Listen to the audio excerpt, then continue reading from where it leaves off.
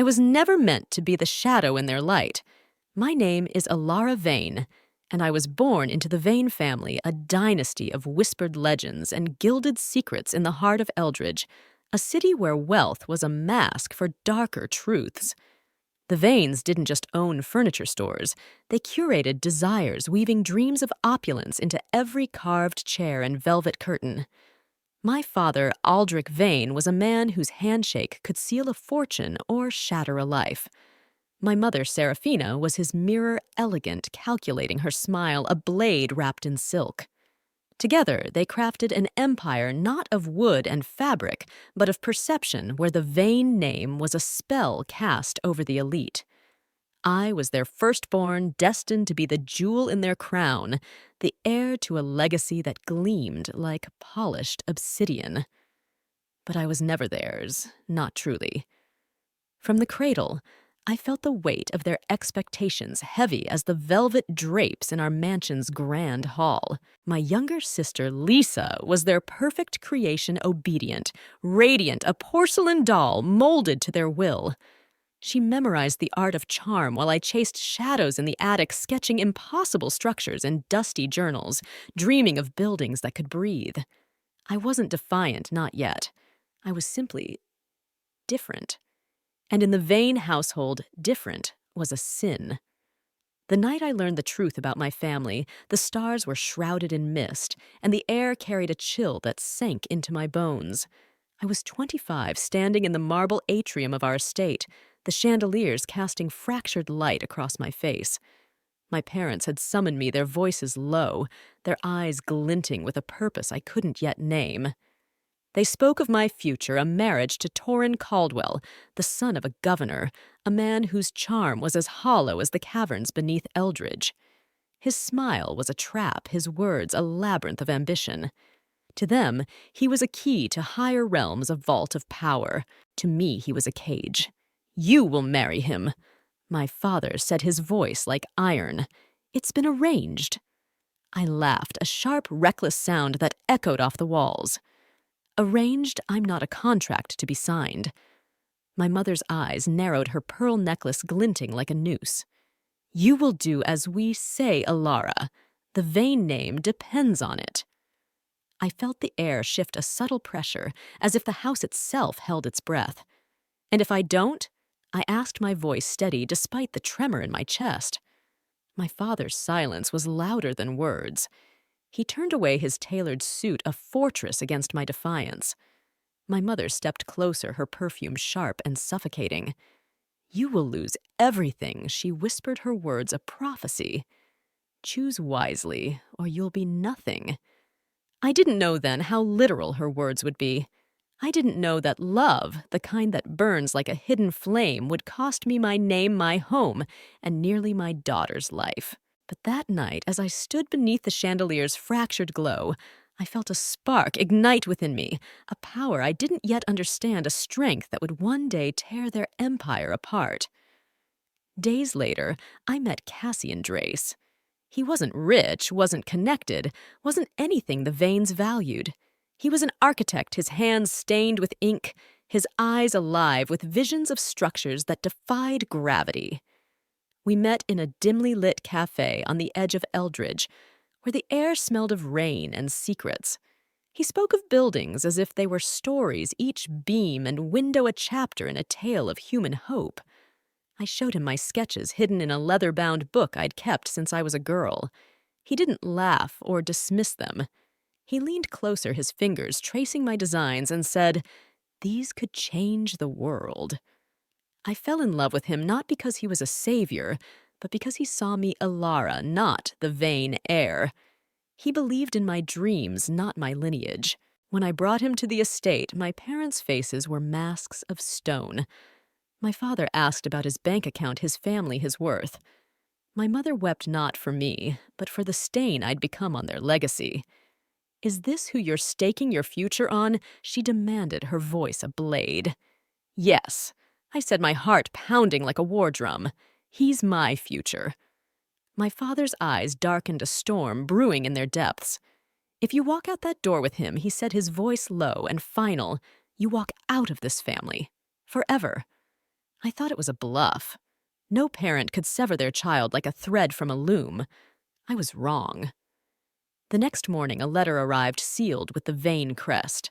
My name was struck from the family trust. My inheritance, my childhood bedroom, my very existence erased. Lisa, my sister, didn't call, didn't write. She posted a photo online, her arm linked with Torrens, her caption, a dagger. Some paths are chosen for you. Others you choose alone. The words cut deeper than any blade, but they didn't break me. They lit a fire.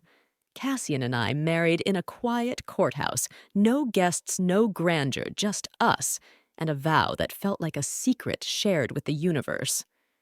We moved into a cramped apartment on the outskirts of Eldridge, where the walls whispered of past lives and the windows rattled in the wind. It was ours, every creaking floorboard and peeling paint chip. We painted the walls in hues of dawn, built shelves from salvaged wood, and dreamed of a design firm that would rival the Vanes' empire, not in wealth, but in soul. But the Vanes' shadow lingered. I sensed it in the silence of my phone, in the unopened letters marked "Return to Sender," in the way Lisa's face appeared in society pages, always beside Torrin, always smiling. I didn't miss their money or their world. I missed the idea of family, the hope of love that didn't come with strings. I didn't know then that the true test was coming, a test that would push me to the edge of despair, where the only light was the strength I'd find within myself. 5 years ago, that test arrived. My daughter Lila was 3, her laughter a melody that could hush the storm in my heart. But one winter night, her breath turned to a rasp, her tiny chest heaving as if trapped in a vice.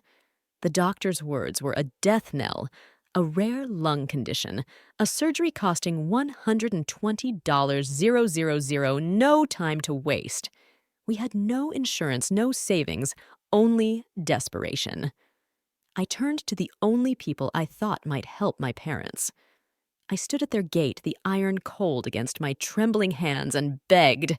They had the money, I knew they did. But my father's eyes were ice, my mother's voice a whip. We spent $300,000 on Lisa's wedding, they said. There's nothing left for you. I fell to my knees, the snow soaking through my coat, my pleas swallowed by the wind. They turned away, their mansion glowing like a fortress of lies. That night I learned the truth. I was no longer their daughter. Lila was no longer their blood. We were ghosts banished from their light. But ghosts can haunt. And I was no ordinary ghost. Something stirred within me, a power older than pain, sharper than betrayal. As I drove away, tears freezing on my cheeks, I vowed to rise not for revenge, but for Lila, for Cassian, for the woman I was becoming. The Vanes thought they'd broken me. They had no idea they'd forged a storm. The letter arrived at dawn, its wax seal glinting like a blood-red eye in the pale light filtering through our apartment's cracked window. I knew the Vane crest before I touched it, a serpent coiled around a rose, its thorns sharp enough to draw blood. My fingers trembled as I broke the seal, the parchment heavy with the weight of finality. The words were cold, precise, as if carved by a blade. Alara Vane, you are hereby removed from the Vane family trust.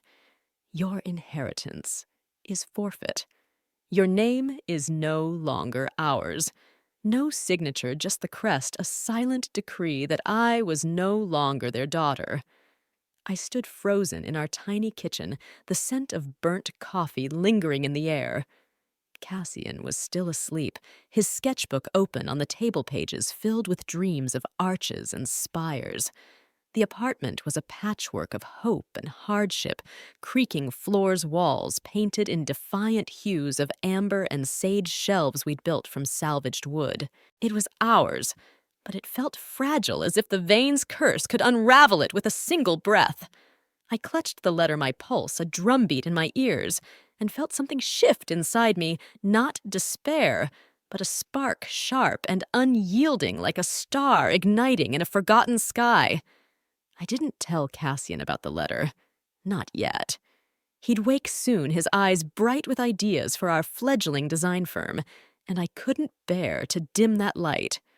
Instead, I tucked the parchment into my journal next to sketches I'd drawn as a girl structures that defied gravity buildings that seemed to whisper secrets of their own. The Vanes thought they'd erased me, but they didn't know I was already building something they could never touch. The days that followed were a quiet unraveling. My childhood bedroom at the Vane estate was cleared out, my belongings burned or discarded. I learned this from a groundskeeper who'd once snuck me extra scones as a child. My name vanished from the family's company records as if I'd never existed. Lysa, my sister, posted a photo online, her arm draped around Torrin Caldwell, her smile a polished lie. The caption read, "Family is forever if you choose it wisely." I stared at the words until they blurred, not because they hurt, but because they revealed her. Lisa hadn't just turned away, she'd rewritten me out of her story. I could have fought back. I could have stormed the estate, demanded answers, or exposed their cruelty to Eldridge's gossip-hungry elite. But what would it prove? The Vanes thrived on spectacle, and I refused to play their game. Instead, I chose silence, not the silence of surrender, but the kind that brews beneath the surface gathering strength. Cassian and I had no wealth, no connections, only each other, and a dream that felt like a secret shared with the stars. We were building something new, not on their terms, but on ours. Our wedding was no grand affair. It took place in a courthouse on the edge of Eldridge, where the air smelled of rain and old paper. No flowers, no guests, just us, and two witnesses, a barista from the cafe where we'd met, and her brother who grinned like he'd won a bet. I wore a simple dress, the color of dusk, and Cassian's tie was slightly crooked, his hands warm as they held mine. The judge's words were a formality. The real vow was in his eyes, a promise that we'd build a life from the ground up, brick by brick, dream by dream. As we left the courthouse, a strange wind stirred, carrying the scent of cedar, and something older like the earth itself was watching. We moved into a one-bedroom apartment in a forgotten corner of Eldridge, where the streets were lined with crumbling brownstones and streetlights flickered like dying stars. The walls were thin, the pipes groaned, and the windows stuck in winter, but every inch was ours. We painted over the stains of past tenants, hung sketches on the walls, and filled the space with laughter that felt like defiance. At night, we sat on the floor knees, touching, sharing bowls of cheap noodles and plans for a design firm that would rival the Vanes not in wealth, but in truth. Cassian spoke of buildings that could heal spaces that held stories. I spoke of structures that could stand against time, rooted in something deeper than money. But the Vanes' shadow lingered not in their presence, but in their absence. My mother returned my wedding announcement, unopened the envelope marked "Refused" in her elegant script. My father never called. Lisa, now engaged to Torrin, filled her social media with images of champagne flutes and silk gowns, her captions dripping with pride. Some blessings are too big to name. I didn't hate her for it. I pitied her. She'd chosen their cage, mistaking it for freedom. I'd chosen Cassian, and though the world saw it as a fall, I felt like I was soaring. The first year was a test of will. Cassian took freelance drafting jobs, his hands calloused from long hours, his pay barely covering rent.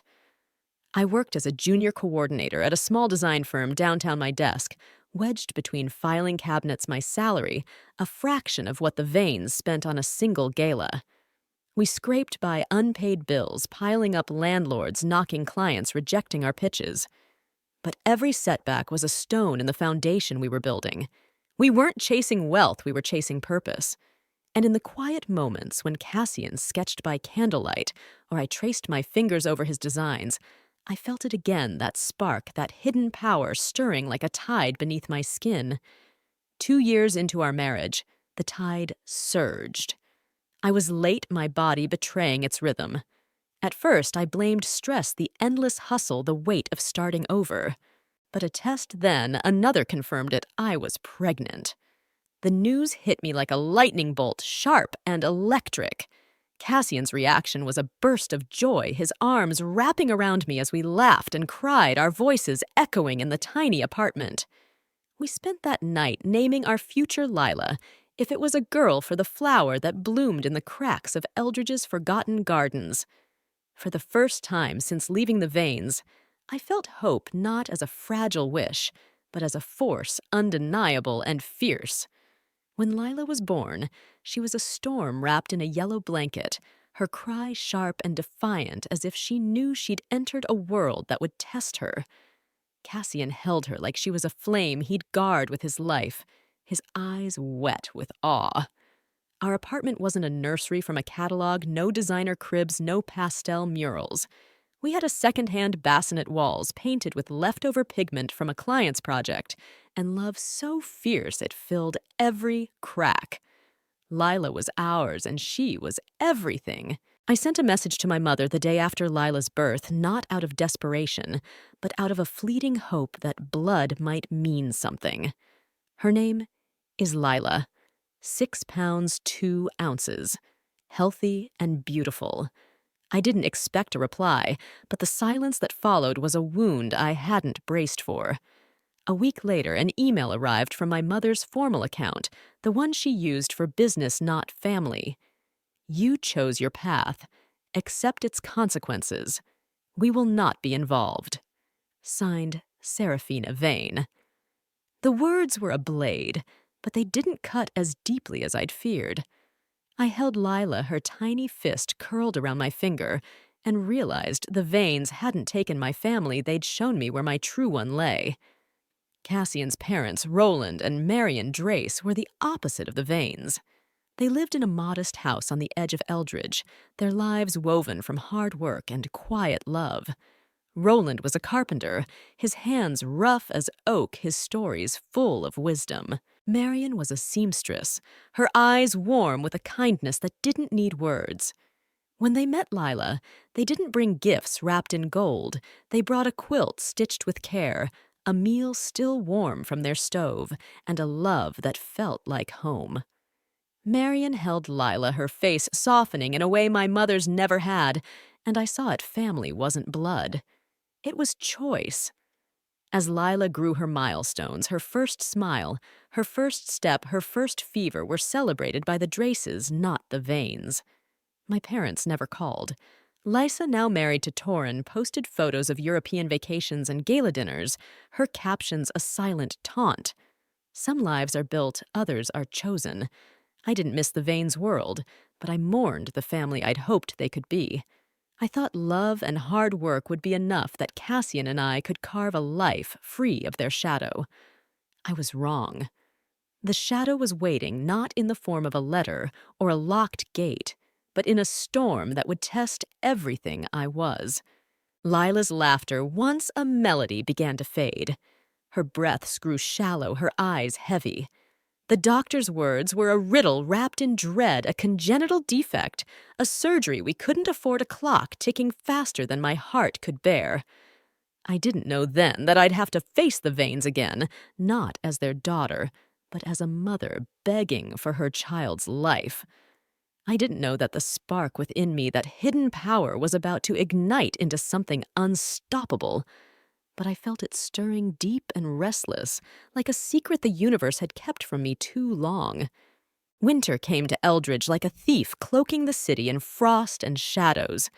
Our little apartment, once a sanctuary of warmth and defiance, felt brittle under the weight of the season.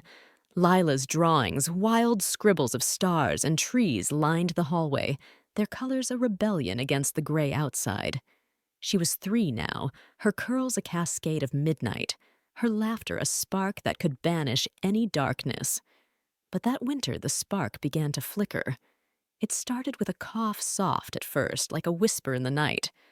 I thought it was the cold, the kind that clung to children in Eldridge's damp streets.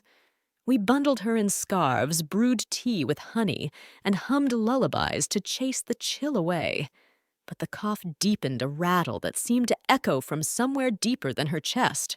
Her energy waned. Lila, who once danced through the living room, now curled up mid-play. Her eyes, heavy her breath, a labored sigh. "Mama," she whispered one evening, clutching her chest. It's hard to breathe. The words pierced me sharp as a blade. Cassian and I exchanged a glance, the kind that carries 1,000 unspoken fears. We took her to the pediatrician the next morning, the air in the clinic thick with antiseptic and dread. The doctor's face was kind, but guarded her words measured. "We need tests," she said. "A CT scan, blood work. It could be serious." I knotted my throat tight as Cassian squeezed my hand. But inside that spark I'd felt since leaving the veins, the one I couldn't name, stirred restless like a beast waking from slumber. The tests came back 2 days later, and the world tilted. We sat in a sterile office, Lila asleep in my arms, her breaths shallow and uneven. The doctor held a scan, her voice soft but unyielding. "Lila has a congenital defect in her lung," she said. "A rare malformation compressing her airway. Without surgery, her respiratory function will collapse." We're talking days, not weeks. I felt the air leave my own lungs as if the room had become a vacuum. "What do we need to do?" I asked, my voice a thread. "Surgery," she said. "It's urgent. The cost is $120,000. The number was a hammer shattering the fragile hope we'd built. Cassian's face paled, his hands clenching the arms of his chair. We had no insurance, our freelance lives pieced together with grit, and dreams hadn't left room for that luxury. Every dollar we earned went to rent food or the firm we were trying to build. The doctor guided us to the billing office, where a woman in a crisp suit sat behind a glass partition, her eyes devoid of warmth. Without insurance or a deposit, she said, tapping her screen, "We can't proceed. Hospital policy. You'd need to prove financial responsibility or apply for emergency assistance, but that takes time." "Time," I whispered, my voice breaking. "She's 3 years old. She could die." The woman's expression softened, but only slightly. "I'm sorry. We can help with the application, but it's not immediate." I stumbled into the hallway, clutching a folder of paperwork that felt heavier than stone. Cassian caught up his eyes, wild with panic. "I'll sell the car," he said, his voice low. "The firm account has a few thousand. I'll call every client, beg for advances." I nodded, but the math was cruel. We could scrape together $20,000, maybe $30,000 if we drained everything. Not $120,000. Not in days. Lila lay in the pediatric ward, her tiny body tethered to oxygen, her chest rising and falling like a candle fighting a gale. I sat beside her, stroking her hair, and felt that spark within me flare sharp and insistent as if it knew something I didn't.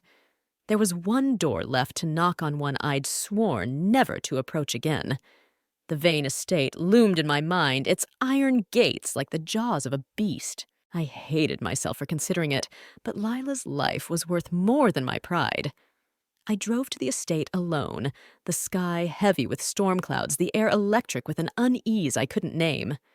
The driveway was unchanged, lined with hedges carved into unnatural perfection, the mansion glowing like a jewel in the dusk. I parked by the gate, my hands trembling on the wheel, and stared at the door. It wasn't just a door. It was a portal to a past I'd buried, a place where love was a transaction and I was a debt. I rang the bell, the sound echoing like a warning. My mother, Serafina, answered, her silk blouse and pearl earrings untouched by time. Her smile vanished when she saw me, replaced by a mask of cold indifference. "Ilara," she said, her voice a blade. "What are you doing here?" "It's Lila," I said, my voice barely audible. "She's sick. She needs surgery. It's $120,000. I know you have it." Serafina blinked her arms, folding like a gate. "You made your choices," she said. "This is the consequence." I felt the spark flare again, hot and defiant, but I pushed it down. "I'm not asking for forgiveness," I said, my throat tightening. "I'm asking for her life. She's your granddaughter." Footsteps echoed behind her. My father Aldrich appeared, a wineglass in hand, his presence a storm cloud. "What is this?" he demanded, his eyes narrowing. "Lila needs surgery," I repeated, forcing the words out. "The hospital won't operate without a deposit. Please, I know you can help."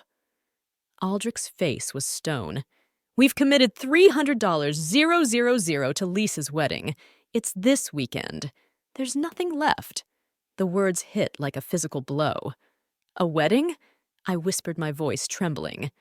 "You're choosing a party over your granddaughter's life." Serafina's lips thinned. "She made her choices," she said, echoing her earlier words. "And so did you." I dropped to my knees, the cold marble biting through my jeans. I didn't care who saw neighbors staff the ghosts of my past. "Please," I begged, tears blurring my vision. "She's a child. She's innocent." Aldrich looked away, his jaw tight. Serafina turned her heels, clicking as she retreated into the house. The door closed, a final hollow thud. Laughter and music spilled from within, a mockery of my pain. I sat there, the cold seeping into my bones, and felt the spark within me burn brighter, no longer a flicker, but a flame. It wasn't just anger. It was something older, deeper, a power I didn't yet understand but could no longer ignore. I drove back through a storm, the rain hammering the windshield, my tears blending with the deluge. The Vanes had turned their backs not just on me, but on Lila, their own blood. But as the lightning cracked across the sky, illuminating the road, I saw something else, a vision fleeting but vivid of a woman standing tall, her hands glowing with a light that could shatter stone. Was it me? The image faded, but the flame inside me didn't. It whispered a promise I would save Lila not with their money, but with something stronger. The hospital was a blur of white walls and beeping machines. Lila lay in her bed, her face pale, her breaths fragile. Cassian sat beside her, his eyes red from exhaustion. "They said no," I said, my voice hollow. He didn't ask who they knew. He reached for my hand, his touch grounding me, but I felt the flame pulse urging me forward. I stepped into the hallway, needing air, needing answers. The hospital's fluorescent lights buzzed overhead, casting shadows that seemed to move on their own. I leaned against a vending machine, my head in my hands, when I felt it a prickle on my skin like the air itself was watching. I looked up, and for a moment I swore I saw a figure at the end of the hall, cloaked in shadow, its eyes glinting like stars. It was gone before I could blink, but the feeling lingered, a certainty that I wasn't alone in this fight. My phone buzzed, snapping me back. A message from Mary and Cassian's mother were coming. "Don't give up." I stared at the words, the flame within me steadying. The Vanes had cast me out, but I wasn't without allies. The Draces, with their modest home and boundless heart, were on their way. And somewhere in the shadows of Eldridge, something or someone was stirring, waiting to reveal itself. I returned to Lila's side, her hand small and warm in mine. The flame inside me burned brighter, a beacon in the dark. I didn't know how we'd save her, but I knew we would. The Vanes thought they'd broken me. They were wrong. They'd awakened something, a power, a purpose, a mother's love that could move mountains. And I would wield it not for their forgiveness, but for Lila's life. The hospital hallway stretched before me like a tunnel of light and shadow, the fluorescent hum a relentless drone against my racing thoughts. Lila lay in her bed, a fragile flame tethered to tubes and monitors her breaths, a quiet rebellion against the defect strangling her lungs. I sat by her side, my hand cradling hers, her warmth, the only anchor in a world that felt like it was crumbling. Cassian was a statue beside me, his eyes fixed on Lila, whispering promises we couldn't afford to keep. The Vanes had turned their backs, their laughter echoing through the rain-soaked memory of that night at their estate. We were alone, or so I thought.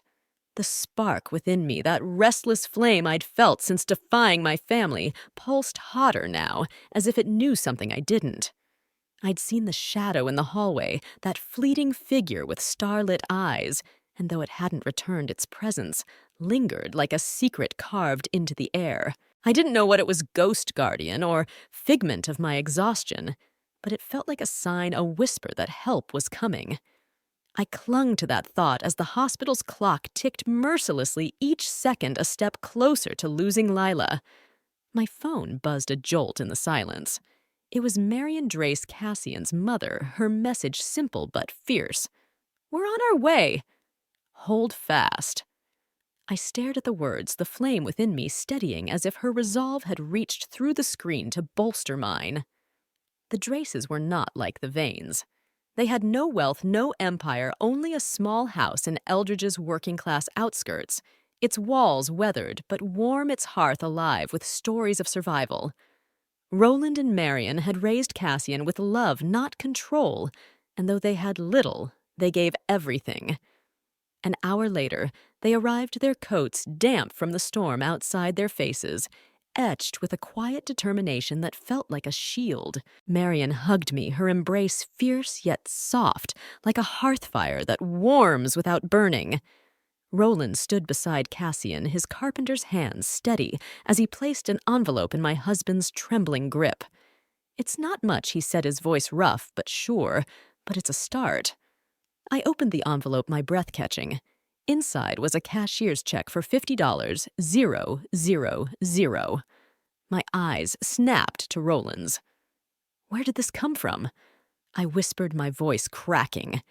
He cleared his throat, glancing away as if the weight of his sacrifice was too heavy to meet head-on. "We sold the land behind our house," he said. "The garden plot. Been in the family for generations, but Lila—" His voice broke, and he looked at her through the glass of her hospital room. "She's worth more than dirt." Marion's hand found mine, her eyes fierce with love. "You're our family, Alara. You, Cassian, Lila. That's all that matters." Tears spilled down my cheeks, not from despair, but from a gratitude so deep it felt like a wound reopening. The Draces had given everything, their legacy, their security for my daughter, while the Vanes had offered nothing but scorn.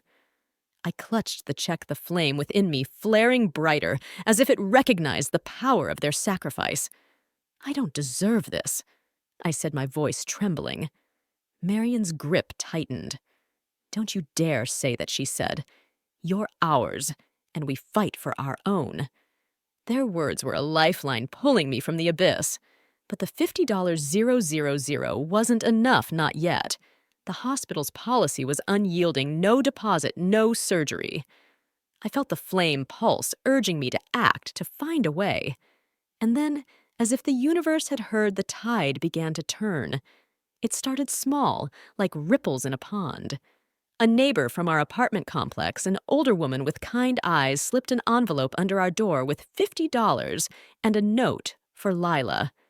"Keep fighting." A barista from the cafe where Cassian and I had met sent $100 through a payment app, her message brief. "I heard about your girl. This is all I've got." Then a preschool teacher who'd once seen me volunteer at Lila's daycare dropped off groceries and $20 in cash, her eyes misty. "It's not much," she said, "but it's love." I stared at the growing pile of envelopes, each one a thread weaving a net to catch us. Word had spread through whispers in Eldridge's streets, through posts on obscure community boards, through the quiet network of those who'd known us in passing. People we barely knew, people we hadn't seen in years, began to show up. A college friend now, a single mother, wired $500 with a note, "You helped me once. Now it's my turn." A retired librarian who'd taught me to love books handed me $200 in crumpled bills. "This isn't charity," she said firmly. "It's what's right." Each act of kindness was a spark feeding the flame inside me. I felt it grow not just in strength, but in clarity, as if it were guiding me towards something greater. One evening, as I sat in the hospital cafeteria, a woman in scrubs approached. Her face was familiar, but I couldn't place it. "You don't remember me?" she said, smiling faintly. "You designed a mural for my son's community center event years ago. You stayed late, made it perfect. I never forgot." She handed me a folded check for $1,000. "For Lila," she said. You gave my boy a moment of joy. Now let me give you one." I took the check, my hands shaking, and felt the flames surge hot and bright. It wasn't just money. It was trust belief, a chorus of voices saying we weren't alone. I looked at the woman, her eyes warm with memory, and whispered, "Thank you." But the words felt small against the weight of her gift dot. The ripples became a wave. A crowdfunding page Cassian had set up almost as an afterthought began to climb $500, $1,000, $5,000. Strangers left messages. My daughter was in the NICU. I know what it's like. You don't know me, but Lila's story broke my heart. Each donation, each note chipped away at the bitterness the veins had left in me. I sat with Cassian one night watching the numbers tick up and whispered, "It's happening. They believe in us." He wrapped an arm around me, his eyes tired but alive. In her, he said, nodding toward Lila's room, "They believe in her." The hospital administrators moved by, the outpouring agreed to schedule the surgery. They offered a payment plan for the remaining balance, their faces softening as they saw the community's effort. I stood by Lila's bedside the day before the operation, watching her sleep, her chest rising and falling with a steadiness that felt like a promise. The machines beeped no longer a countdown, but a rhythm of hope. I felt the flame within me settle, not dimming, but focusing as if it knew the fight wasn't over, but we were winning. That night, as I sat alone in the hospital chapel, a small room lit by flickering candles, I felt it again, the prickle on my skin, the sense of being watched. I looked up, and there in the corner was the shadow figure, its form indistinct, but its presence undeniable. Its eyes glinted not with menace, but with recognition. "Who are you?" I whispered, my voice barely audible. The figure didn't speak, but a warmth spread through me like a hand resting on my shoulder. It vanished, leaving only the scent of cedar and a certainty that I wasn't alone. The flame within me pulsed, and I understood this wasn't just about Lila's survival. It was about something bigger, something tied to the power I'd felt since leaving the veins. I didn't know its name, but I knew its purpose: to protect, to create, to rise. The surgery was a success. Lila's breaths grew stronger, her cheeks regaining their rosy glow. I sat by her side, memorizing every rise and fall of her chest, as if I could etch her life into my soul. Cassian held my hand, his exhaustion mirrored in my own, but we smiled real smiles born of relief and gratitude. The Draces were there, their presence a quiet strength, and the community's gifts surrounded us, not just in dollars, but in the weight of their belief. One evening, as Lila slept, I stepped outside the hospital, the night air cool against my skin. The stars were sharp above Eldridge, and I felt the flame within me hum steady and sure. The veins had tried to erase me, but they'd only set me free. The community, the Draces, even the shadow in the hallway, they were my true family, bound not by blood, but by action. And as I looked up at the sky, I knew this was only the beginning. The flame was growing, and with it a power that would reshape everything I thought I knew. Lila's recovery was a quiet miracle, each steady breath a note in a song I'd feared would end. Her cheeks bloomed with color, her laughter returning like a melody long forgotten. But the scars of that winter lingered not on her, but on me. The memory of kneeling on the veins' cold marble, rain-soaked and pleading, was a wound that refused to heal. Their silence, their laughter, their refusal to save my daughter had carved something deep into my soul, not just pain, but a resolve as unyielding as stone. I swore I'd never beg again. Never again would I be at the mercy of anyone, least of all the family that had cast me out. The flame within me, that restless spark I'd felt since defying the veins, was no longer a flicker. It was a fire, steady and fierce, pulsing with a purpose I was only beginning to understand. It wasn't anger, though, that burned too. It was power raw, untamed, like a river waiting to be channeled. I didn't know its source, but I felt it guiding me, whispering in the quiet moments when I watched Lila sleep or caught Cassian sketching by candlelight. It told me to build not just a life, but a legacy one that would outshine the Vane's gilded lies. Our apartment, once a refuge of patched dreams, became a crucible.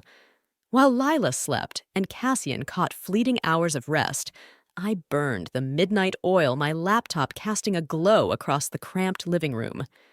I devoured free courses, branding, digital marketing, financial strategy, architectural software, each lesson a brick in the foundation I was laying. I read ebooks from the Eldridge Library, their pages digital, but heavy with promise. I studied stories of entrepreneurs who'd risen from nothing, their voices echoing in my mind like a chorus of ghosts. The flame urged me forward, its heat, a reminder that I wasn't just surviving, I was becoming.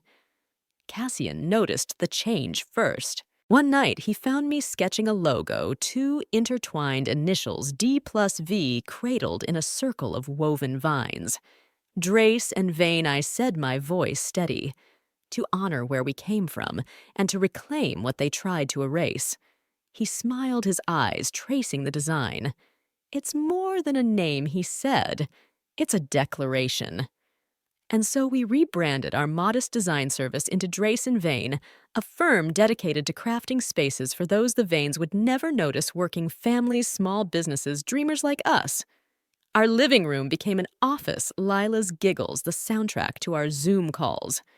We started small, a daycare's colorful mural, a bakery's cozy interior, a church's restored atrium. I handled client pitches and project planning, my voice growing surer with each meeting. Cassian poured his soul into the designs, his sketches alive with warmth and purpose. Every project was a step, every client a thread in the tapestry we were weaving. The work was relentless. I woke at 4 a.m. The world still cloaked in shadow, brewing coffee in silence as I reviewed course notes or drafted proposals. By dawn, I was crafting social media posts, emailing leads, or sketching marketing strategies. Days blurred into client meetings, site walkthroughs, and late-night revisions, my back aching from hunching over plans, my fingers raw from typing. But the flame burned brighter with each ache, each sleepless night. I'd been humiliated on the Vanes' lawn, my pleas drowned by their laughter, and I refused to let that moment define me.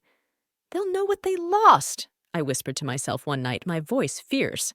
And I'll know I lost nothing worth keeping. We reinvested every penny into Drace and Vane. We upgraded our website, its clean lines and warm tones, a reflection of our vision. We hired a freelance accountant, a quiet woman with sharp eyes, to build a financial plan that would carry us forward. Clients began to notice not just our work, but the heart behind it. A single mother opening a bakery with a loan and a dream hugged me after we unveiled her shop's design. "You didn't just give me a space," she said, tears in her eyes. "You gave me hope." Her words were a spark feeding the fire within me. I didn't want success to spite the Vanes, not anymore. I wanted to build something enduring, something Lila could look at one day and know her mother had fought for her, not with tears, but with creation. I wanted her to grow up knowing that when the world turned its back, you could build your own. 3 years passed, and Drace and Vane grew from a dream to a name whispered across Eldridge. We moved from our apartment to a small studio downtown, its windows catching the morning light like a promise kept. Our team grew first to 5, then to 15 designers, coordinators, dreamers who believed in our mission. Last week, I watched our annual revenue cross the $1 million mark, a number that didn't thrill me for its size, but for what it meant. We'd built something from ashes, something the Vanes could never touch. The milestones weren't just numbers. They were proof that love could outlast betrayal, that perseverance could outshine pride. Each contract signed, each client's smile, each glowing review was a brick in a fortress I hadn't known I could build.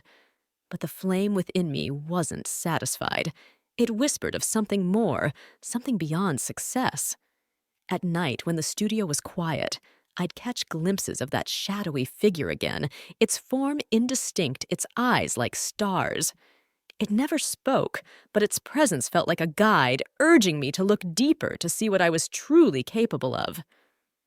One morning, as I sipped coffee in my new office, a space of reclaimed wood and soft light, an email arrived from the Eldridge Design Guild. The subject line read, "Congratulations, Ilara Vane, Visionary of the Year." My breath caught. The award was their highest honor given for innovation, resilience, and impact. My story had reached them not the vain heiress, but Ilara, the woman who'd risen from nothing. The flame pulsed warm and sure, as if it had known this moment was coming. The award ceremony was held in a sleek hotel ballroom, its chandeliers casting a golden glow. I wore a tailored dress, deep indigo like the night sky, a handwritten speech tucked in my pocket. But when I took the stage, I didn't read it. I looked out at the crowd, strangers, designers, industry leaders, and spoke from the fire within me. "I'm not here because of wealth or privilege," I said, my voice clear. "I'm here because of the people who believed in me when I had nothing. To them I owe everything."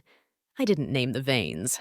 I didn't need to. My story had spread through Eldridge's circles, how I'd been disowned, how I'd knelt for my daughter's life, how I'd built Drace and Vane from the ruins.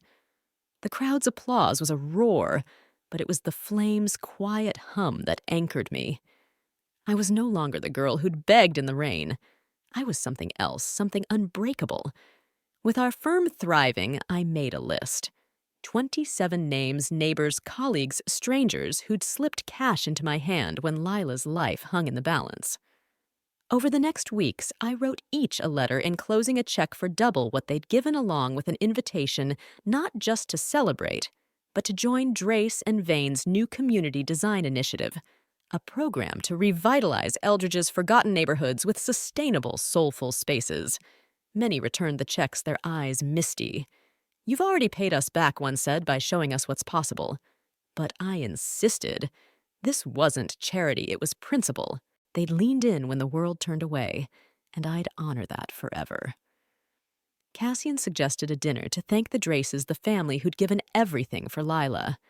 I was nervous, my hands fumbling as I set the table in our new home, a modest house with sunlit rooms bought with our own earnings.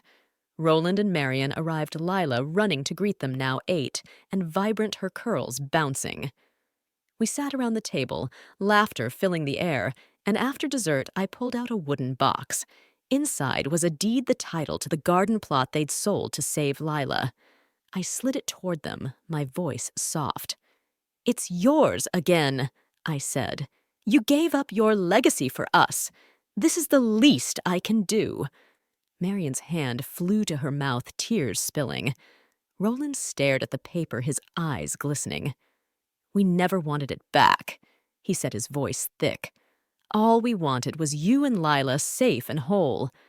I wept then, not from pain, but from a gratitude so deep it felt like light. The flame within me burned steady, not with triumph, but with peace. The Draces weren't just family, they were home, but the shadow lingered.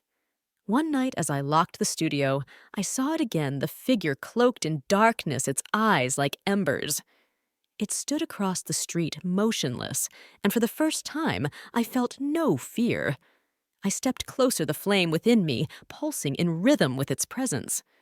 "What do you want?" I whispered. It didn't answer, but a wind stirred, carrying the scent of cedar and earth. The figure vanished, leaving a single word echoing in my mind: truth. I stood there, the night wrapping around me, and knew the Vanes weren't done with me. Their empire was cracking, and I was ready not for revenge, but for something greater. The flame was no longer just mine. It was a beacon, and it was leading me toward a reckoning. The morning was quiet, the kind of stillness that feels like the world holding its breath. I sat in my office at Drace and Vane, the new headquarters, a testament to our rise-reclaimed wood beams windows catching the dawn's golden light, and a hum of purpose in the air. Our latest contract, a luxury hotel chain, had just been signed, and the numbers on our balance sheet told a story of triumph, steady growth, unshakable roots. But the flame within me, that fierce, unnamed fire, burned restlessly as if it knew something was coming.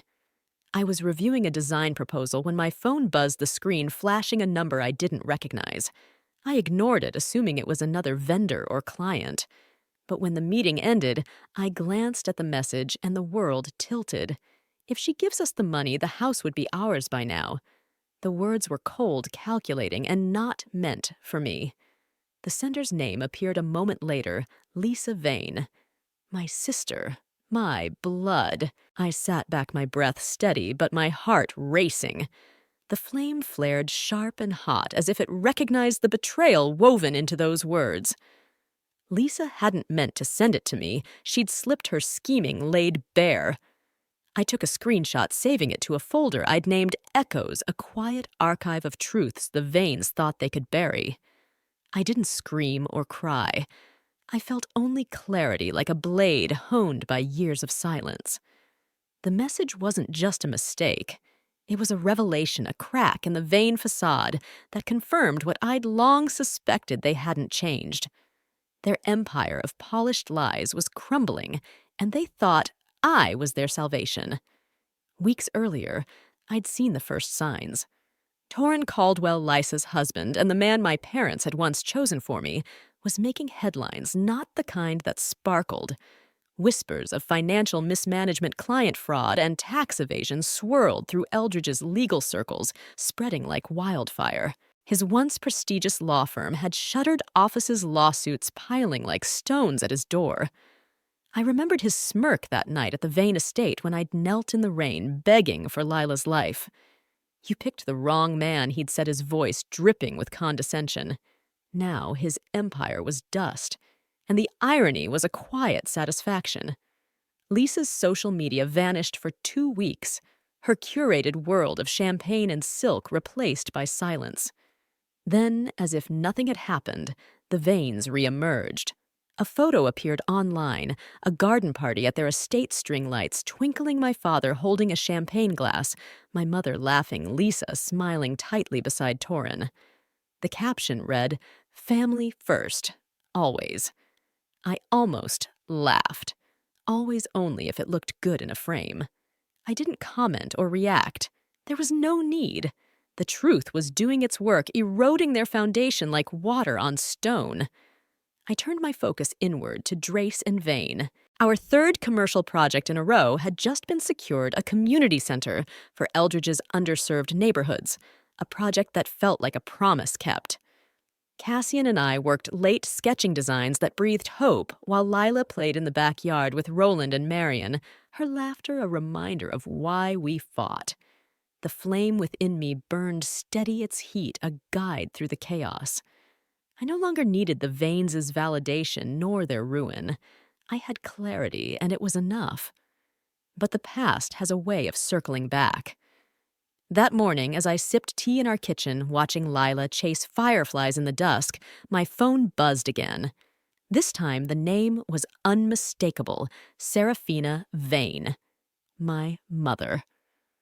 I stared at the screen, the flame pulsing in rhythm with my heartbeat. I let it ring each chime, a memory of rain and rejection. When I finally answered, her voice was a ghost trembling with a vulnerability I'd never heard. "Alara," she said, her words fragile. "The bank. They're foreclosing on the estate. We need $180,000 by the end of the month. Your father and I, we have nowhere else to turn." I exhaled slowly, the flames steadying me. "Do you remember 5 years ago? Mother," I asked, my voice calm like glass. She sobbed a sound that carried the weight of 1,000 regrets. "Selena, please. We were wrong. We thought we were protecting Lisa, the family name. But now we're losing everything. Torrin's gone. His firm collapsed. Lisa's left us. It's just us now, and we have no one." The words hung in the air, heavy with irony. 5 years ago, I'd knelt before them drenched and desperate, begging for a fraction of what they'd spent on Lisa's wedding. They'd turned away, their laughter a blade. Now they remembered me not as their daughter, but as their last hope. The flame within me burned hotter, not with anger, but with purpose. I thought of Lila, of the community that had saved her, of the shadowy figure that haunted my steps, whispering truth. Why now, I asked, my voice low, almost to myself. Because you've built something extraordinary, Serafina said, her voice breaking. Everyone's talking about Drace and Vane, your awards, your work. We never imagined this, Alara. We don't deserve your help, but please, we're still your parents. I closed my eyes, the flame guiding my thoughts. I saw my father's cold stare, Lisa's averted gaze, Torrin's sneer. I saw myself kneeling in the rain, my daughter's life slipping through my fingers. And I saw the woman I'd become unbroken, unbowed, a beacon in the dark. Come to my office. I said, my tone even. If you want to talk, we do it face to face. No phone calls, no lawyers, no Lisa or Torrin. Just you and Father. Of course, Serafina said quickly, as if grasping a lifeline. We'll be there. I ended the call and set the phone down, my hands steady. The flame burned bright, its heat a promise of control. This wasn't about pain or vengeance. It was about truth, about showing them what it meant to live with dignity. I buzzed my assistant. Block 2 hours Friday afternoon, I said. No interruptions. For closure. The word felt right, final.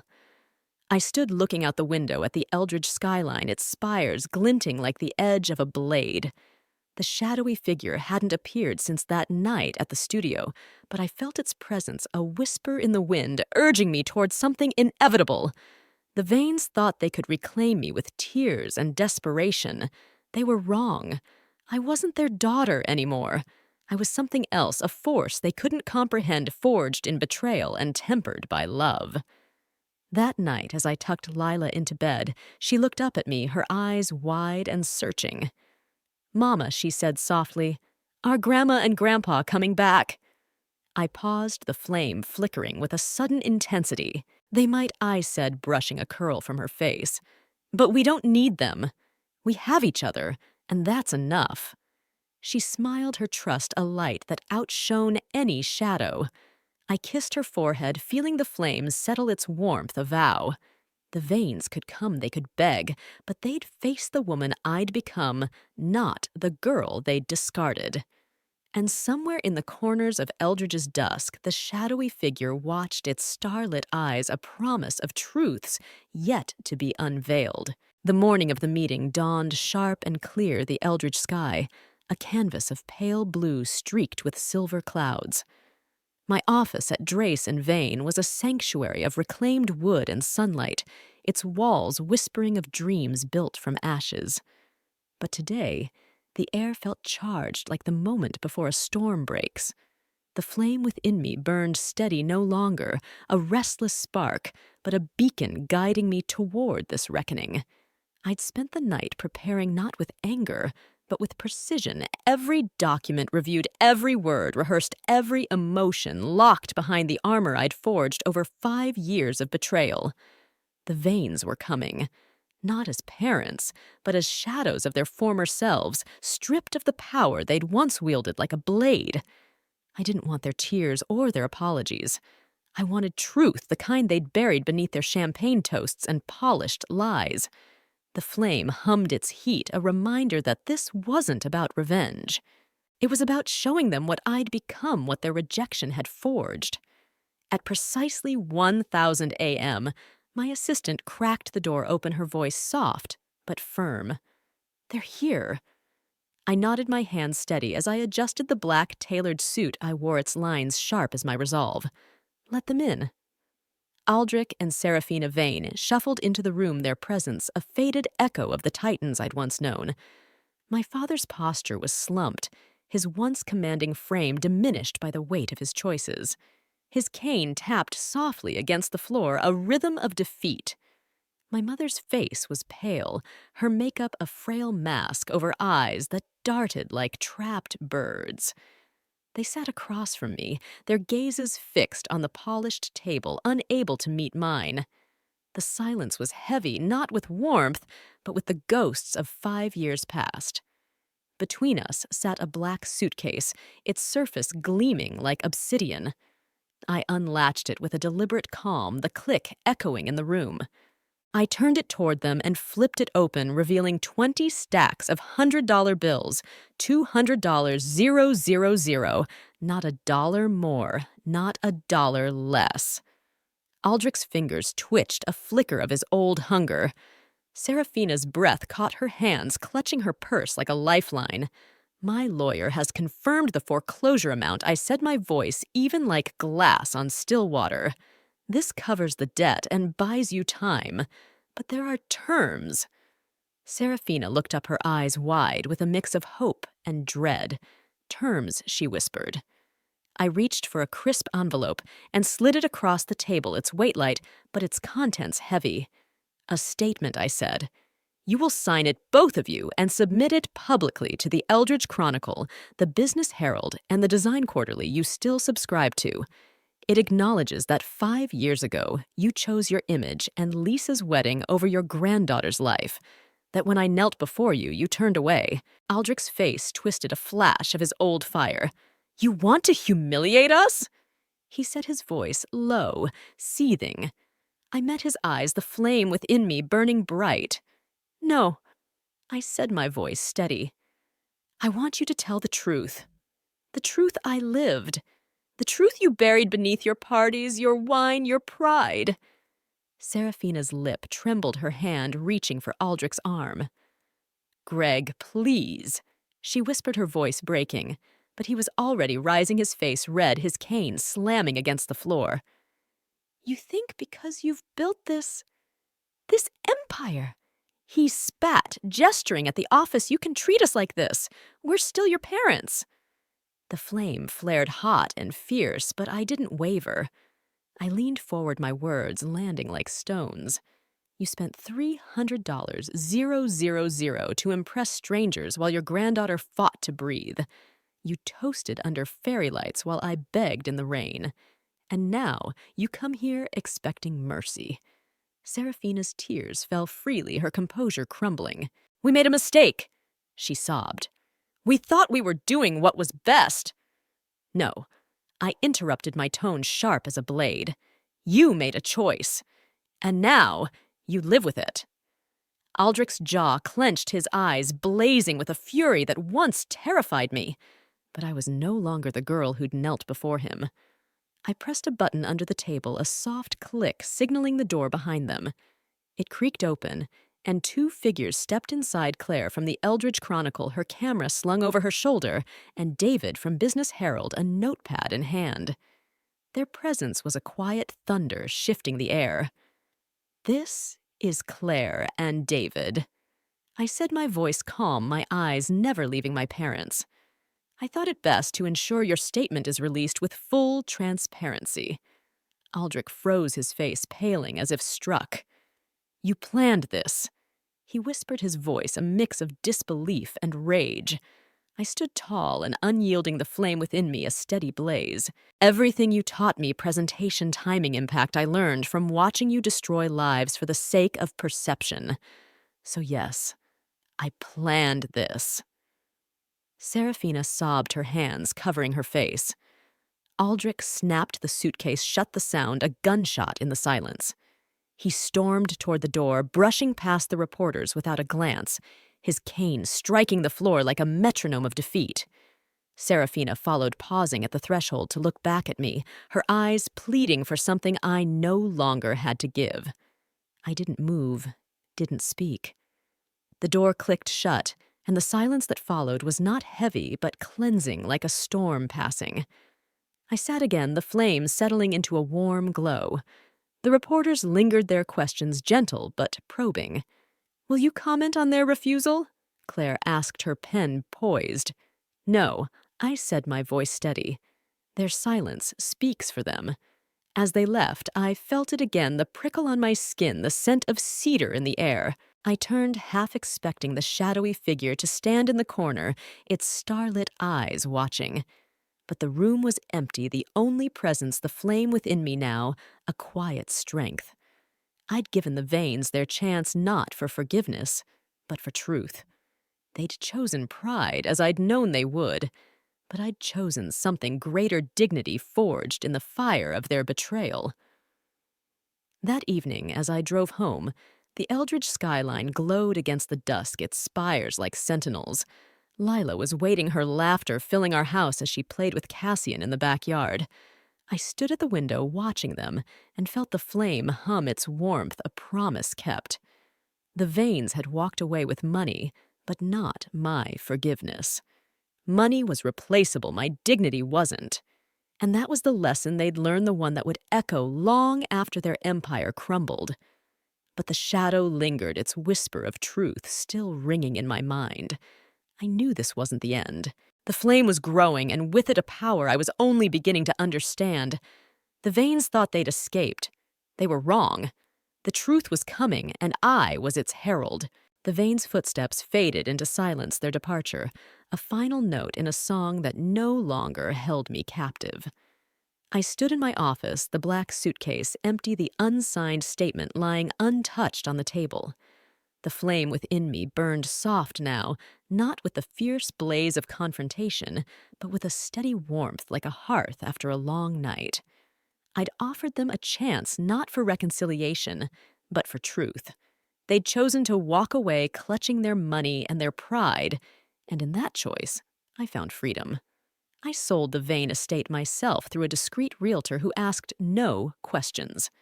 The mansion with its marble halls and serpent rose crests was reduced to a transaction, its sale funding a new chapter for Drace and Vane. I didn't attend the closing. I didn't need to see the gates one last time.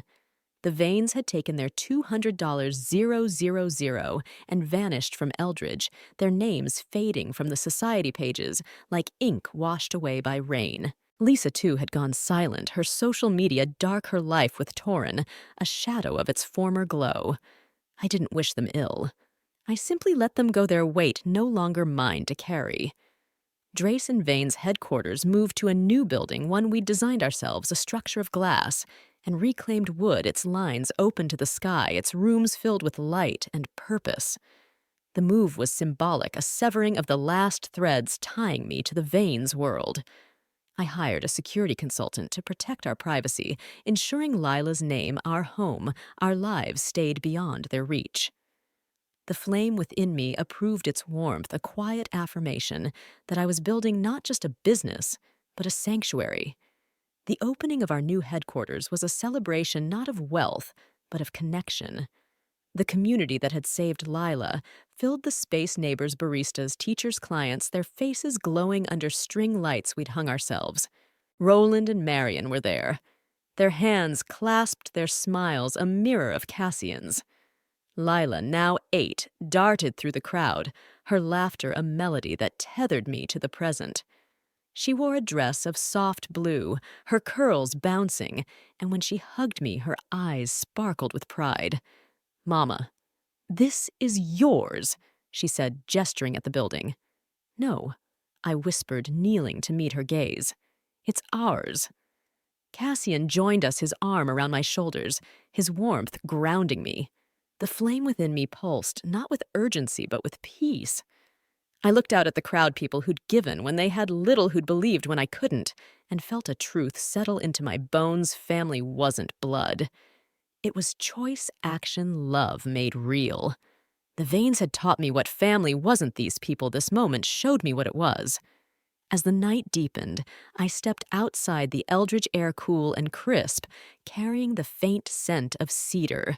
The shadowy figure hadn't appeared since the confrontation, but I felt it now, a presence in the starlit dark. I closed my eyes, letting the flame guide me, and whispered, "Thank you." I didn't know who or what it was.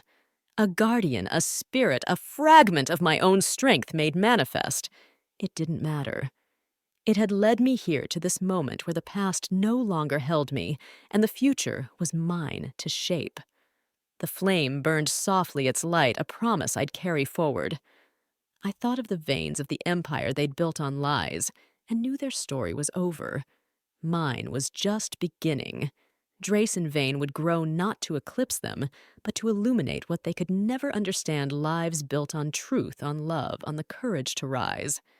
Lila would grow up knowing her worth not as a Vane, but as herself. And I would keep building not for glory, but for her, for Cassian, for the people who'd shown me what family meant. I turned back to the celebration, the lights warm, the laughter a song. The flame within me settled its work complete for now. I was no longer the girl who'd knelt in the rain.